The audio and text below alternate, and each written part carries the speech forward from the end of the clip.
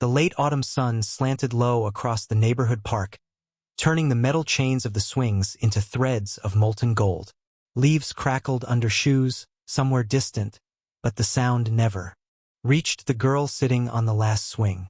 Emma Sterling, 8 years old, fair-skinned and small for her age, let her feet hang loose above the gravel. She didn't move. She didn't make a sound. Even the breeze seemed to pass around her, careful not to disturb the invisible shell she lived inside. The swing beside hers creaked when the wind pressed it forward and back, an echo without origin, a sound that kept calling for something or someone to answer. Emma didn't.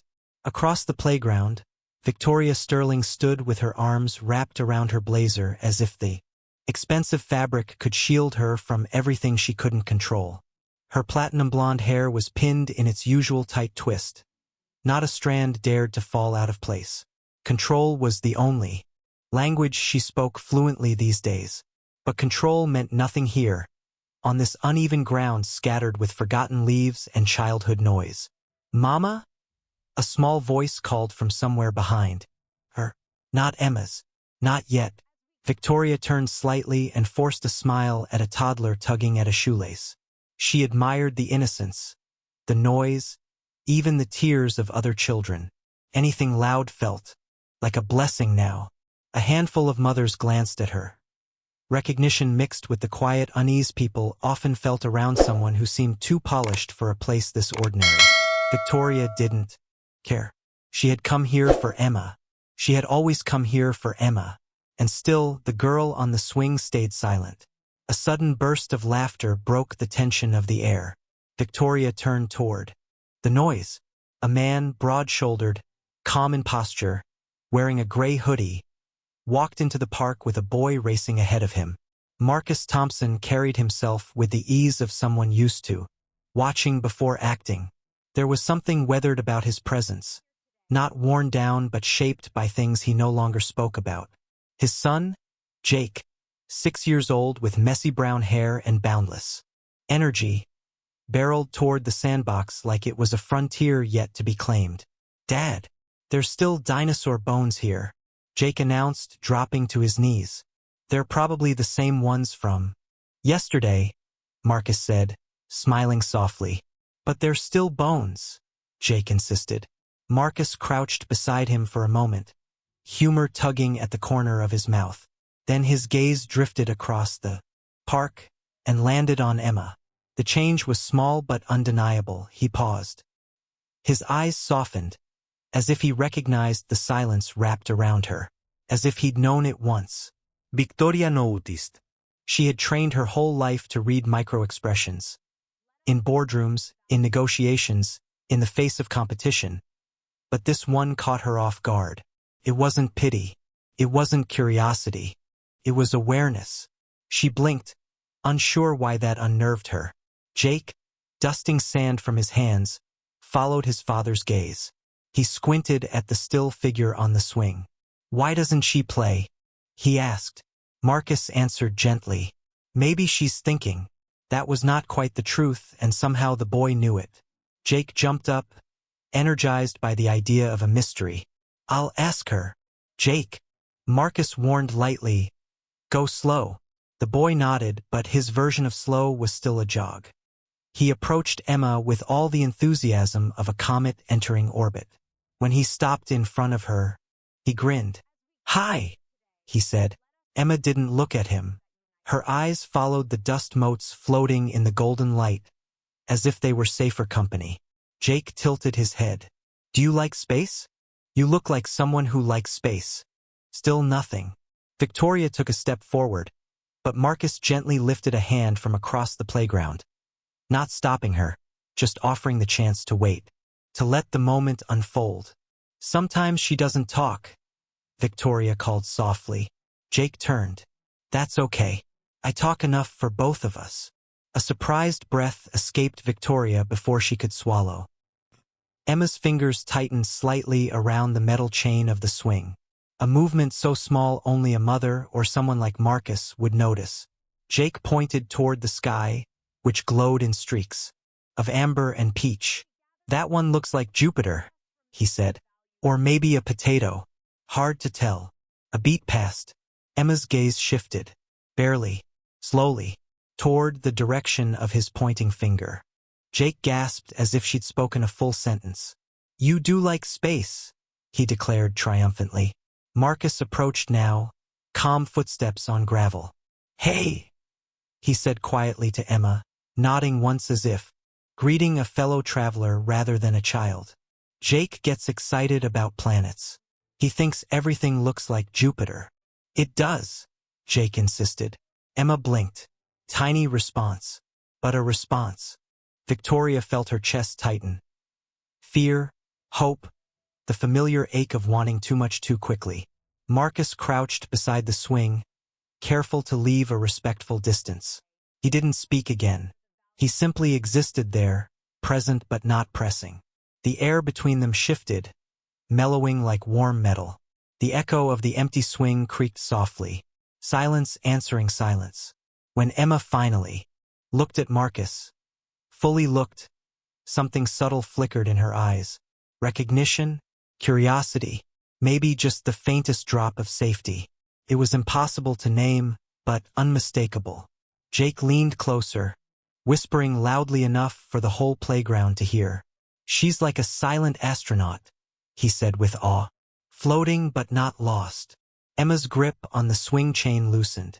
Her lips parted the slightest bit, as if the words she'd buried for years stirred beneath them. The moment held, suspended like the breath of dusk. Victoria felt her pulse rise. Marcus's eyes widened almost imperceptibly. Even the wind paused, but the sound never came. Instead, Emma lowered her gaze again, pulled her feet inward, and let the swing sway just an inch. Jake didn't seem disappointed. He simply smiled, unbothered by the silence. I like astronauts, he said. They see things other people miss. It was then, at the soft collision of those words, that the hook of the entire story quietly anchored itself. Jake turned, cupped his hands around his mouth, and called to the playground with absolute conviction. She's a silent astronaut. The title floated across the golden air, echoing in a place where echoes weren't supposed to exist. And Emma, for the first time in a long while, didn't flinch. The week that followed moved like a quiet reel of film, stitched together by soft light and small mercies. Every afternoon, the park became the center of their little solar system, a world held together by the gentle gravity of four people orbiting cautiously around one another. The days grew cooler. Leaves drifted across the pavement in slow spirals, crunching beneath shoes. The sky shifted earlier into shades of honey and rose. And through all of it, Emma Sterling walked a fragile line between remaining hidden and stepping, inch by inch, toward the world. It began with proximity. On Monday, she sat on the swing while Jake dug for imaginary fossils only a few feet away. She didn't join him, but her body angled toward the sound of his laughter, like a plant bending toward weak winter sun. On Tuesday, she stood rather than sat, her hands clasped behind her back as she watched Jake attempt to climb the monkey bars with the confidence of someone who had not yet learned what gravity could do.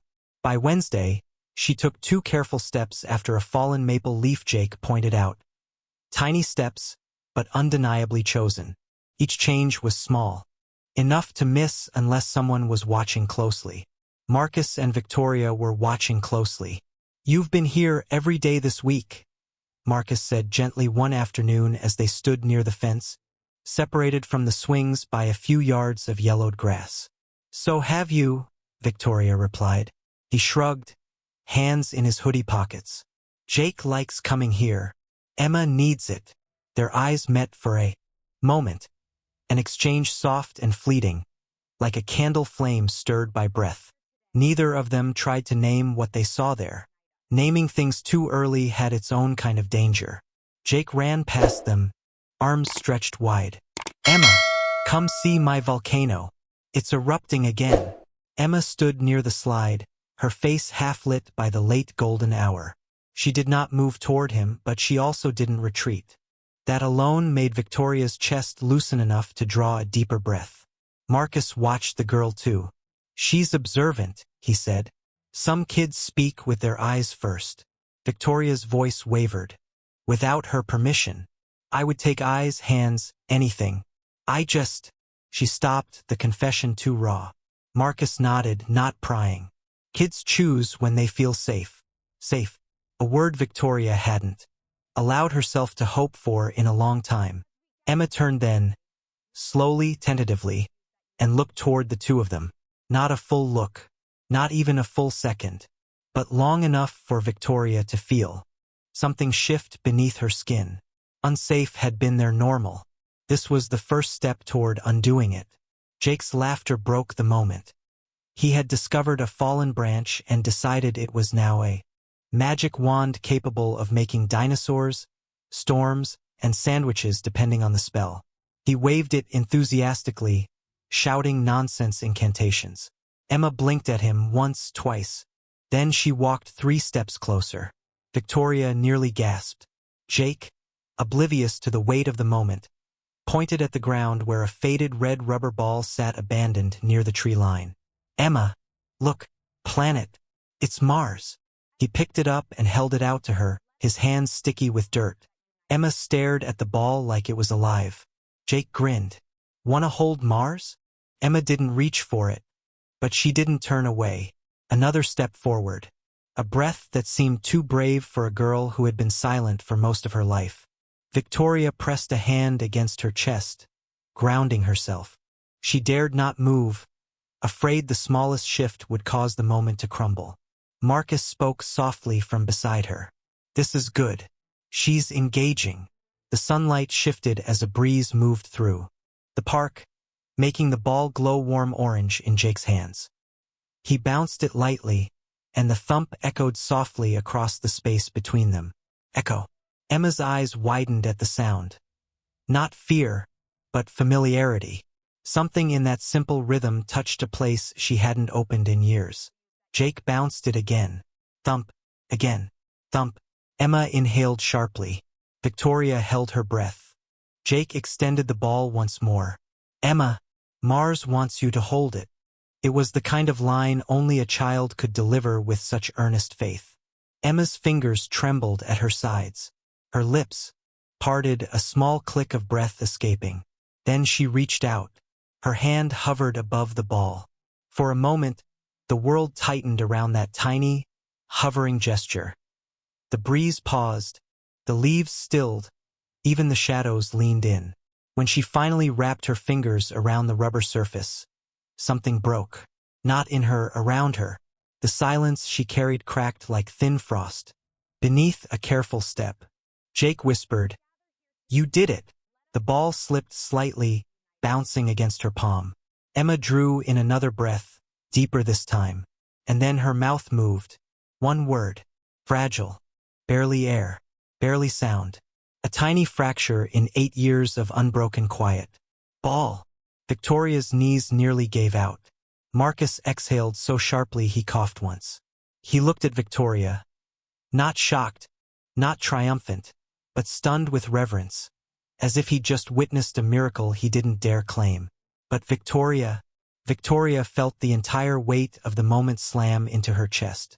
Her eyes burned before she realized she was crying. Emma said it again, softer, like testing the edges of her newfound courage. Ball. Jake threw his head back and cheered. She said it. She said it. Mom. Dad. Everyone. She said it. No one else was in the park. But it didn't matter.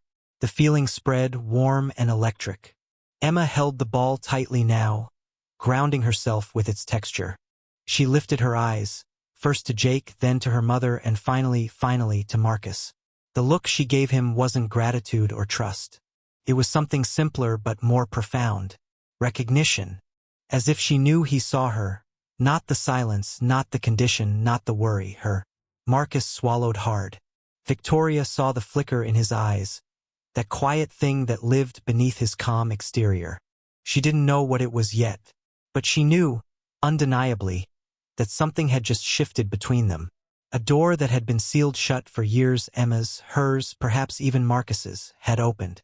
Just a fraction. Just enough for light to slip through. And when Victoria looked at Marcus again, really looked, she suddenly felt the dangerous, hopeful thought rising inside her. This man might be the one thing in her daughter's world she had never been able to be. The community center looked nothing like the gleaming therapy offices Victoria had taken Emma to over the years. No polished floors. No curated children's art printed from Pinterest and framed like clinical encouragement.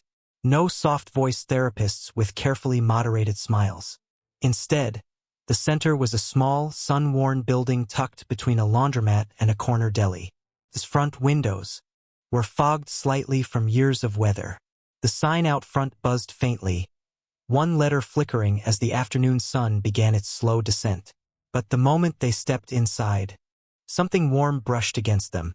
A blend of dust motes floating in golden light, the soft echo of a basketball bouncing in a far room, and voices that sounded real, human, imperfect, felt oddly alive.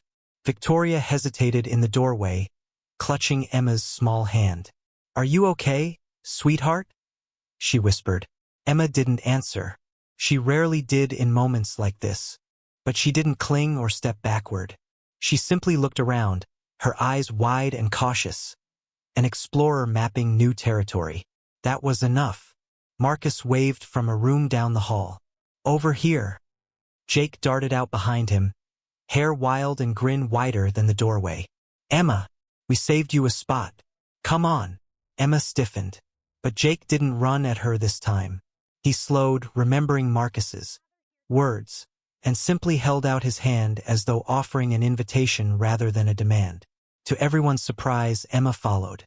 The room they entered was modest. Scuffed floors, faded paint, a couple of old mats stacked in the corner, and a handful of kids chatting softly. But the light, oh, the light, poured through the high windows in thick golden beams that made everything look washed. In late afternoon warmth, it painted the air in the color of belonging before the feeling even arrived. Marcus placed a bin of soft foam balls in the center of the room. "Okay, everyone," he said gently. "Today we play a passing game. No pressure. Just hands, eyes, and fun. Ready?" Jake immediately raised his hand. "I'm ready." A little girl named Amy raised hers next. Though timidly, Emma did not. Instead, she lingered near Victoria. Marcus approached her slowly. Not too close, not too loud, but present. "Hey Emma," he said softly. "You can stay with your mom or sit by Jake. Your choice." Choice. The word landed delicately, like a feather. Emma looked from Marcus to Jake to her mother, then down at her shoes. Victoria knelt beside her. "You don't have to speak," she whispered. "Just be here." Emma blinked once. Then, astonishingly, she stepped toward Jake. Jake lit up like a lantern. "Sit next to me." She did. Marcus smiled. Not triumphantly, but with deep respect for the courage behind such a small movement. "Okay," he said. "Let's pass the ball." He tossed a soft yellow ball to Jake, who caught it with exaggerated ceremony. "I am the best catcher in the world," he announced. Amy giggled. Jake passed the ball gently to Emma. It bounced once against her palms before settling there. Emma stared at it. A familiar roundness, a safe texture, a thing she had already braved in the park. "Good," Marcus said quietly. "You can pass it when you're ready." She lifted her hands and pushed the ball forward. Not quite a throw, more like a release. It rolled across the floor to Marcus. "Perfect," he said. Victoria exhaled, the tension slipping from her shoulders. It was nothing more than a child rolling a ball, but for Emma it was monumental. The game continued. Jake's dramatic throws, Amy's shy laughter, the soft thump of foam meeting ground, the rhythm of children learning to share space. And through it all, Emma stayed. She didn't retreat to a corner. She didn't freeze. She didn't cover her ears or hide her face. She simply stayed, quietly participating, absorbing the room the way dry soil absorbs its first rain. When the ball rolled to her again, something changed. Marcus crouched to her level, meeting her eyes without forcing contact. "If you want," he murmured. You can say where you want the ball to go, or you can point. Either is okay. Emma clutched the ball. Her small fingers pressed into the foam. Her lips parted slightly, then closed again. Take your time, Marcus added. The room softened around her. The golden light, the bouncing echo of another ball, Jake's quiet hum of encouragement. Emma inhaled. Then, so faintly it almost dissolved into the warm air. She whispered, "Here." Marcus froze.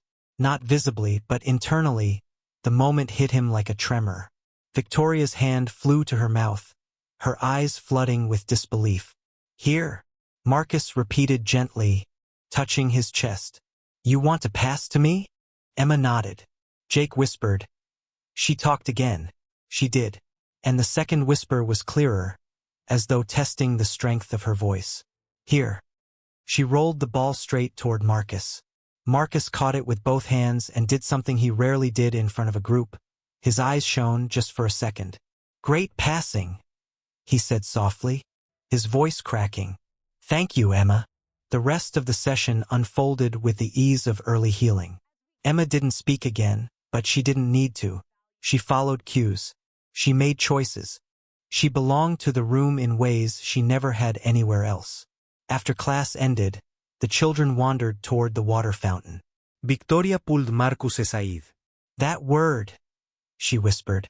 "Do you know how long it's been since she—" "Years," Marcus guessed gently. Victoria nodded. Marcus looked down, thumb brushing the side of the ball in his hand. "Emma's doing the hard work.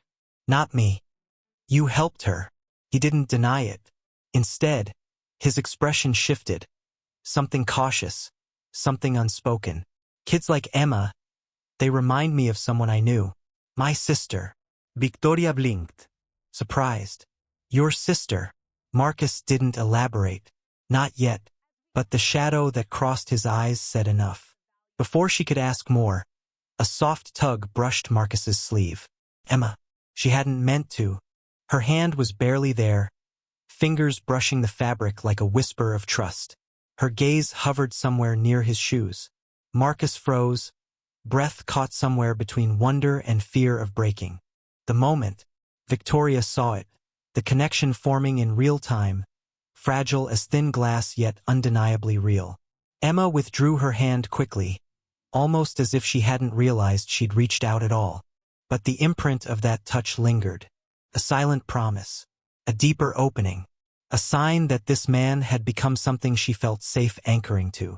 Victoria watched them, pulse steadying, heart shifting in a way that terrified her, because she knew she was looking at a door opening, one she had never been able to open herself.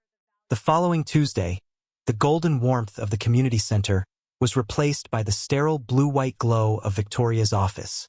Glass walls, stainless steel trim, the faint hum of a server room. Behind her, success had always sounded like this, quiet, controlled, expensive. But today it sounded like failure. Her assistant stood at the door, tablet in hand. The investors moved the call up. They want projections by noon. Victoria inhaled sharply. She was supposed to pick up Emma in 20 minutes, walk her to the community center, and sit on the bleachers while she played.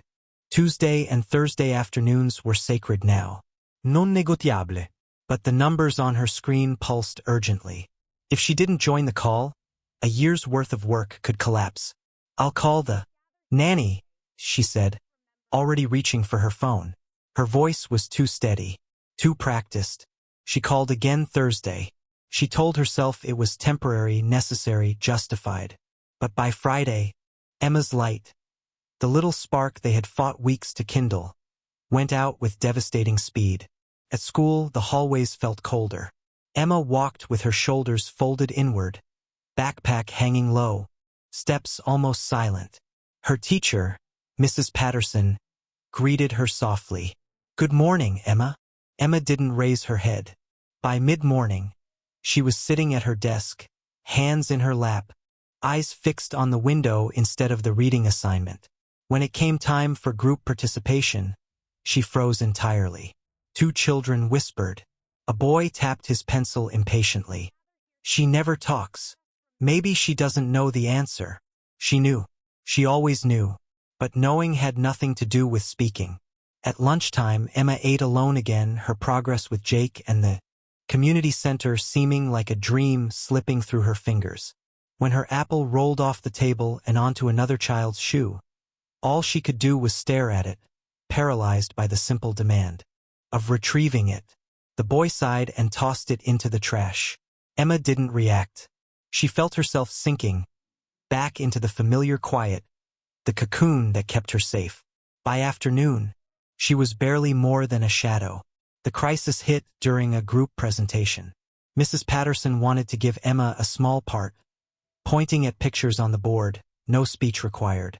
A gentle step forward. "Come on up, sweetheart," the teacher said carefully. Emma stood, legs trembling. The class stared, eyes like spotlights, breath shallow, distance echoing. She took one step, another, then something broke. Emma turned and ran. She slipped into the hallway, down past the lockers, past the stairwell, until she reached the girls' bathroom.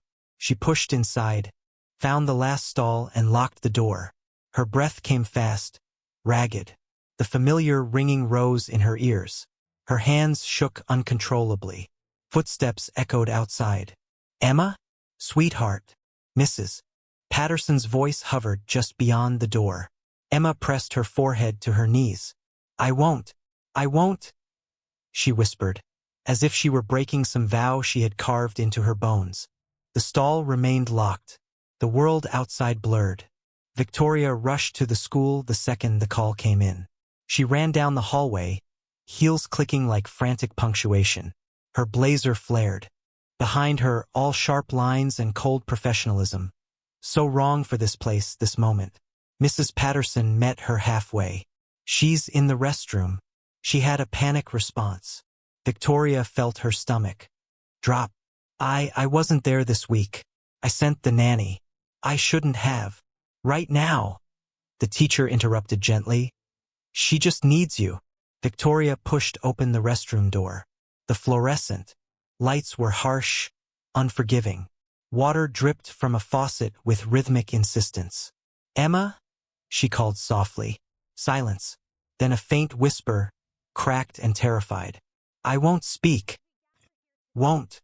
Victoria pressed her hand to the stall door. "Sweetheart, you're not in trouble." I can't. Emma's breath hitched. "I won't." Hearing her daughter's voice used like a shield, like an apology, like a punishment, tore something deep inside Victoria. She closed her eyes. And for a moment another door opened. Not in the school, but in her memory. Flashback. Years earlier.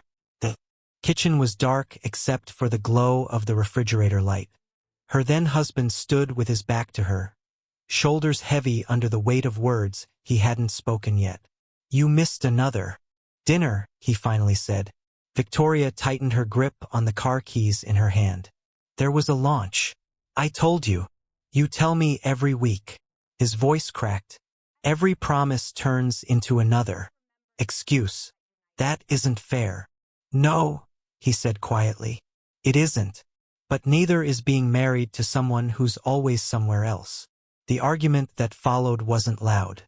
It was worse, quiet, exhausted, inevitable. The kind that ends marriages not through betrayal, but erosion. When he finally walked out, suitcase in hand, Victoria sank onto the cold tile floor. She whispered, "I'm trying." But trying hadn't been enough.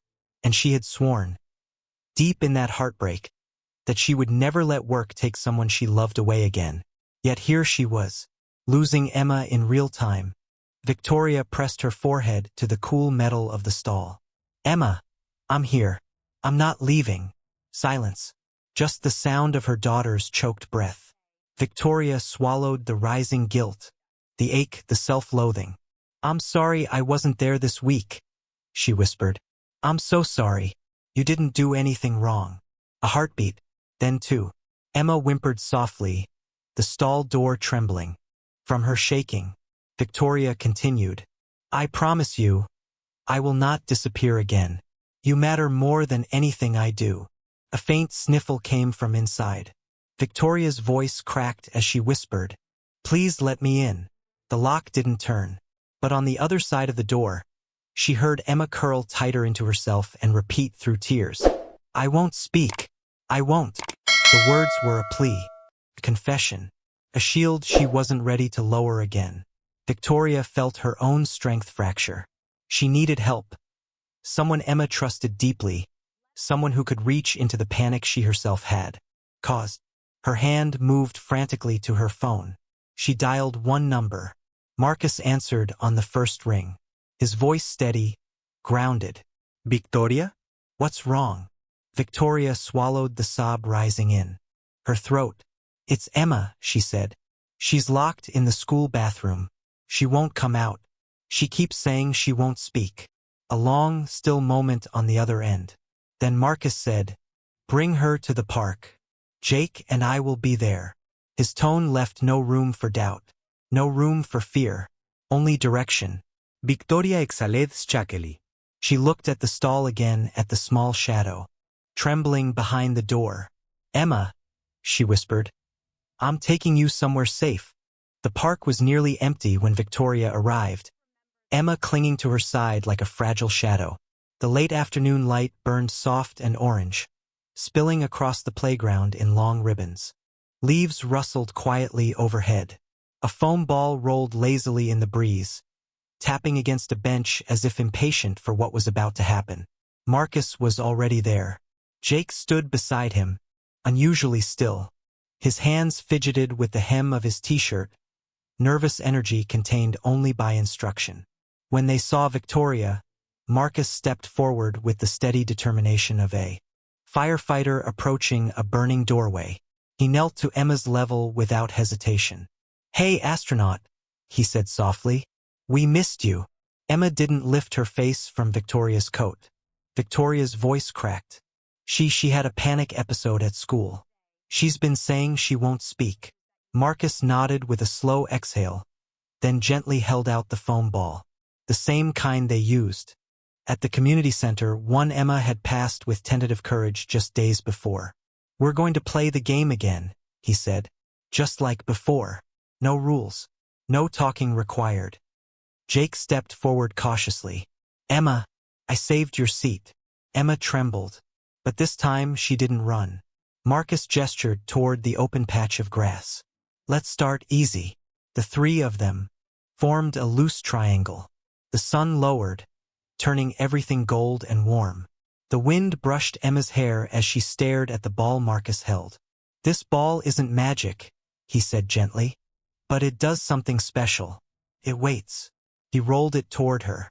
It reached her shoe and tapped against it, soft, patient. Emma stared at it, frozen between fear and memory. Jake crouched nearby. You can just touch it, he whispered. Emma lifted her foot, then slowly, so slowly, nudged the ball forward. It rolled crookedly toward Jake. Jake let out a breath of pure relief. She played. He shouted to no one in particular. Marcus didn't celebrate. He understood how fragile the moment was. Instead, he said, Good pass, Emma. They continued the ritual. Marcus rolled. Emma nudged. Jake caught. The rhythm built. Not speech, not conversation, but something older and more primal. A heartbeat shared across 3 children and 2 adults. Emma's body loosened. Her chin lifted half in. Her hands uncurling from fists. Marcus watched the small movements, reading them like a second language. When the ball returned to him, he paused. Emma, he murmured. You know, when I was your age, someone close to me didn't talk much either. Victoria looked up sharply. This was new, something he hadn't told her before. My sister, Marcus continued. Her name was Lily. She was a watcher, like you. Emma's eyes twitched with interest. She talked sometimes, he said quietly, in whispers, only when she felt safe, which wasn't very often. The wind stilled, as though listening. Jake said nothing. Victoria verli breathe. Marcus looked directly at Emma. Adults wanted to fix her. They pushed and pressed, and every time they did, she went quieter. He swallowed hard. One day, after a really bad week, she stopped talking completely. Emma blinked. She didn't have a Jake, Marcus murmured. Or a mom like yours. Or a place like our class. And I didn't know how to help her back then. His voice tightened, but he kept going. She died when she was 9. A soft gasp slipped from Victoria. She covered her mouth. Emma's small shoulders lifted, tiny quiver. This, Marcus said, holding up the foam ball, is my second chance. Not to fix you because you're not broken, but to give you what she never had. For a long, fragile moment, nobody moved. Then, a whisper of breath. Emma stepped forward. Just one step, but it was enough to pull the entire scene taut with possibility. Marcus lowered the ball to her hands. You don't have to speak, he said softly. Not unless you want to. Emma's fingers closed around the foam. Her eyes flickered between Marcus and Jake and her mother. The wind picked up, brushing through the leaves like distant applause. And then, clearer than any sound she'd made before, but still soft with fear cracking open. I want to play again. The words trembled. Confession, a request, a rebirth. Victoria burst into tears. Not sobs, but the kind of tears that fall silently, pulled by gravity and relief. Jake jumped. She talked. She talked again. But Marcus didn't move. He didn't celebrate outwardly. He lowered himself to her eye level, letting the weight of her courage land gently. Then we'll play, he said. And they did. For 40 minutes, Emma rolled and caught and passed the ball with small, whispered words guiding her movements. Here, mine, Jake, again. Each word cracked the air like tiny stars bursting. When the sun finally dipped behind the trees and the shadows lengthened, Jake tugged Victoria's sleeve. Can we get pizza? Marcus looked at Emma. What do you think? What kind? Emma hesitated. This was the test. The next step.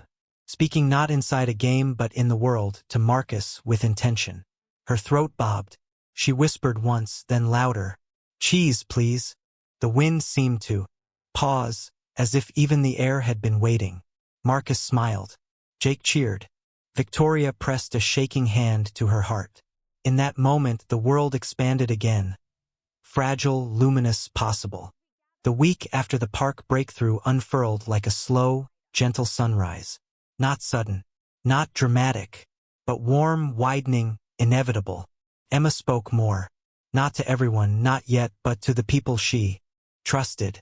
To Jake in whispers. To Marcus with shy glances stitched to quiet words. To Victoria, later in the evenings, in sentences fragile but whole. The healing came in small pieces, like bright paper cranes folding themselves into shape. The community center transformed first. Emma walked inside without clinging to Victoria's hand. She didn't hide behind her mother's coat. She drifted toward Jake and sat next to him on the mat, as if she had always belonged there. Jake grinned. Emma, I saved you the blue mat. The other one squeaks. Emma's lips curled. Almost a smile. Blue is good, she murmured. Victoria froze in the doorway. Jake didn't. See? I told you she talks now, he announced proudly. Marcus pretended not to be surprised. He was good at containing big emotions for small children. But his jaw tightened, his eyes softening with gratitude toward the girl who had fought so hard for every sound. The activity of the day was a rhythm circle. Stomping, clapping, passing a beat around the room like a pulse. When it reached Emma, she hesitated only briefly before tapping her palms together. Softly, but with intention. The group caught the rhythm. Without pause, Jake leaned toward her and whispered, Cool beats. Emma whispered back, Yours are loud. Jake beamed. Marcus's entire body exhaled. This was healing, not a miracle but a mosaic.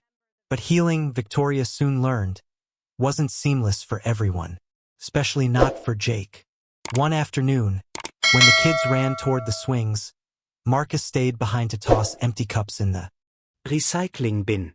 Jake tugged his shirt, expression tight, eyes downcast. Dad. Yeah, buddy? Jake hesitated, rare for him. His usual river of words shrank to a thin thread. Do you like Emma? More than me now? Marcus froze. Jake's lips trembled. She's special. Like she needs you more. And she talks to you now. You smile different when you look at her. Marcus sank down to be a level. Jake, he said gently. Nobody could ever replace you. But, Jake sniffed. She sits next to you. She holds the ball how you like. And she wants you to come to the park. And you say her name soft. Different. Marcus inhaled carefully. He hadn't expected this. He should have. He put his hands on Jake's shoulders. Listen to me. Emma doesn't make me love you less. Helping her doesn't take anything away from you. Jake stared at the ground. Feels like it. It feels like sharing, Marcus corrected. And sharing is hard, I know. But my heart doesn't divide. It gets bigger. Jake didn't respond. So Marcus added the part he had forgotten to say all these days. You were the first person to help Emma talk. She followed you, trusted you. She's brave because you are. Jake blinked. Because of me? Yes, Marcus said. She found her voice because you didn't give up on her. The fear in Jake's expression cracked open, letting hope shine through. Really? Really? Marcus murmured. Jake broke into a smile. Small, shy, relieved. Okay. But I still get to sit on your lap first. Marcus laughed. Deal. The moment everything came together happened at the playground 2 days later. The sun blazed clean and bright in a clear blue sky. Shadows of children stretched across the grass. Laughter rose in bursts like birds taking flight. Emma climbed the jungle gym. Slowly, deliberately, testing each rung with quiet confidence. Victoria watched with her heart in her throat. But this time, she did not hover. She trusted Emma's balance, trusted the progress, trusted the air around her daughter to hold. At the top, Emma turned. Wind caught her hair, turning it into a golden banner. Look at me, she shouted. The words rang out sharp, bright, alive. I'm flying. Jake gasped dramatically. Whoa, she beat my high score. Victoria pressed a hand to her mouth, tears springing instantly. Not of fear, of awe, of witnessing a child choose the world. Emma slid down the long slide, the sunlight flickering across her face in fast, glowing stripes. She landed lightly and ran, not walked but ran, straight to Marcus. Did you see? She asked breathlessly. Marcus knelt, hands steady on her shoulders. I saw everything. You were incredible. Emma beamed. Jake barreled into them, wrapping an arm around her. You flew like a superhero. She giggled, soundful, unrestrained. Victoria watched from a short distance, her heart raw and wide open. She had spent 8 years praying for a moment like this. And here it was. Later, when they all sat under the shade of a maple tree, the children examined the shapes the sunlight made between the leaves. Jake insisted the dapples were secret codes. Emma whispered guesses. Victoria and Marcus sat close, not touching, but near enough that warmth passed between them in invisible brushstrokes. Emma eventually climbed into Victoria's lap, but then, not long after, she shifted, stood, and walked to Marcus. She placed her small arms around his neck. A full embrace. No hesitación. No fear. Marcus froze, breath caught. Slowly, carefully, he returned the hug.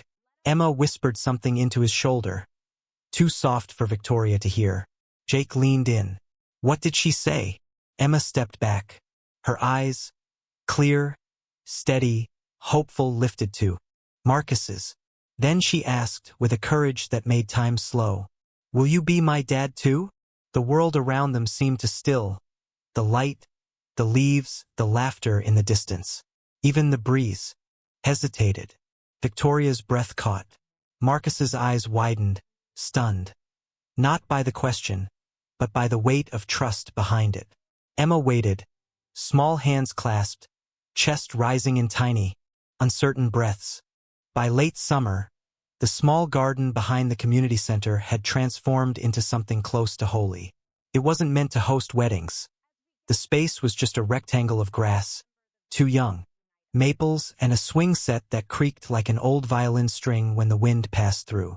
But when Victoria stepped onto the path in her simple cream dress, holding a bouquet that Jake and Emma had clumsily arranged with wildflowers, it felt like the most sacred aisle in the world. Golden hour wrapped everything in a warm hush, turning the sky into melted honey. Jake fidgeted with the sleeves of his new blazer. Emma stood beside him, her shoes too shiny for her liking, twisting one foot into the grass as if grounding herself in this moment. Marcus waited under the maple tree, hands trembling slightly, not from fear but from the magnitude of choosing and being chosen. There were only a handful of guests. The community center volunteers, Victoria's sister, Jake's teacher, and 3 neighborhood kids who insisted weddings needed official witnesses. It was quiet, intimate, imperfect, and therefore perfect. When Victoria reached Marcus, he whispered, "You look like the first warm day after a long winter." She laughed softly. "And you look like someone who still can't believe any of this is real." "I can't," he admitted. The officiant began. "No dramatic bows, no towering speeches. Just 2 people promising the simple, difficult things. Kindness, steadiness, truth." Marcus's voice cracked when he said support, and Victoria brushed away a tear when she said home. Then it was Emma's turn. She stepped forward, holding a small note card, her handwriting uneven, letters drifting upward as if they wanted to fly. She took a breath. "I want to say thank you," she began, voice trembling like a tiny bell. "To Marcus, because you helped me talk again. And to Jake, who never got tired of waiting for me to say something. And to Mom, because you never stopped trying to hear me even when I didn't have words." The guests shifted, some wiping their cheeks. Jake sniffled loud enough for everyone to hear. Emma continued, "I used to be scared of playgrounds. I used to think swings were too high. But now they feel like the way the sky holds you." Victoria covered her mouth as tears spilled over. Marcus bent slightly, whispering, "You're doing wonderfully, sweetheart." Emma nodded, braver now. "And I want us to be a family. All of us." The wind rustled the leaves as if applauding. She stepped back, cheeks flushed, eyes shining. After the ceremony, people drifted toward tables covered with homemade food. Nothing fancy, just dishes made with love. Laughter mingled with the sound of cutlery and the faint metallic whisper of the swing chains rocking in the breeze. Emma tugged Marcus's hand. "Can we go to the swings?" Marcus glanced at Victoria, who smiled. "Go. She's been waiting for this." They crossed the grass, Jake trailing behind with a cupcake in each hand. The swings glowed gold in the lowering sun. Emma climbed onto one, fingers curling around the warm metal chains. The seat lifted slightly under her small weight. "Push me?" she asked. Marcus placed his hands gently on her back, giving a soft nudge. The swing rose. Emma leaned forward into the wind. Higher, higher. Each arc backward let out a soft creak. A tiny echo of the day she'd whispered, "Look at me. I'm flying." The memory glimmered in the air, layered with this new moment of ease, of belonging. Jake plopped onto the swing beside her, muffin crumbs catching in his hair. "Bet I go higher." Emma laughed. "Bet you fall first." Marcus stood between them, pushing one child and steadying the other, a rhythm he had learned with the patience of a man who understood both loss and second chances. Victoria watched from a distance, the sight softening something deep inside her. She walked toward them slowly, letting the scene soak into her bones. The new family she had stitched together with hope, grief, courage, and 1,000 tiny choices. She stood beside Marcus, their shoulders brushing. "Think they'll ever stop?" "No," he smiled. "And I hope they never do." Victoria exhaled, quiet but full. "Sometimes I wonder, what happens next, when life isn't crisis or repair, when it's just living?" Marcus turned to her, voice low. "Then we build something worth living in." She nodded. The future used to terrify her, a long corridor of uncertainties. Now it looked softer, like sunlight on water. She stepped closer. "I'm glad it's you," she whispered. I'm glad it's us. He didn't say anything, just threaded his fingers through hers. As dusk deepened, the children jumped off their swings and ran toward the cake. Emma stopped halfway, turning back as if sensing the moment had one last important breath left to take. She walked to Marcus, then to Victoria, then to Jake.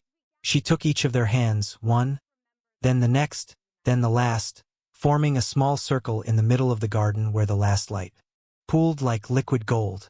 Emma looked up at them, eyes wide, steady, certain. Home, she said. One word. A universe.